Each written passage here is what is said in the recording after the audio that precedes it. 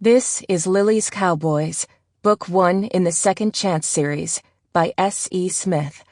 This book is read by Samantha Cook. Chapter 1. Sometimes life begins after you die. Lily O'Donnell pulled her hat further down on her head, trying to protect her face as much as she could from the rain pouring down around her. She was drenched through to her skin and shivered as cold raindrops ran down under the collar of her jacket. She let out a tired sigh as she struggled. Her long dress wasn't helping matters, as it kept tangling around her legs, making each step on the 3-mile journey from town to home even more difficult. Pulling the small basket of dry goods she had picked up at the general store closer to her, she was just thankful she was almost home. At almost 18, she had taken over most of the work around the farm she and her mother lived on outside of the small town of Oak Grove, Oklahoma. It was all they had left, and they were determined to keep it. Her parents had moved out to Oklahoma 20 years before, wanting to make a new start away from the hectic life found in the city.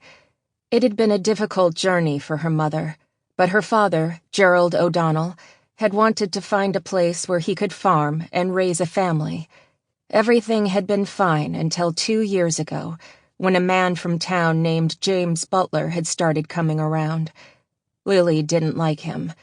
Butler had been trying to pressure her father into letting him marry her. Lily's father had ordered the man away, but it was unnerving how often he still seemed to show up on or near their farm.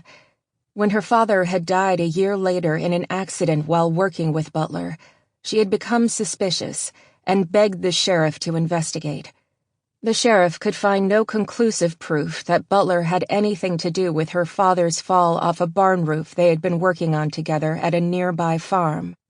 Now with her father gone, Butler had begun pressuring Lily's mother, Maureen, to marry him. Lily's mother did what she could to discourage him, telling him over and over not to come around.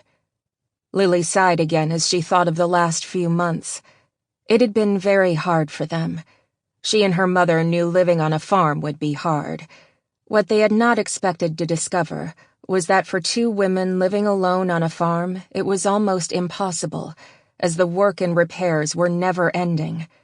To compound matters, in recent weeks James Butler had been more insistent about coming out, ignoring Lily and her mother's protests that neither of them needed nor wanted his help. Yesterday, Sample complete. Ready to continue?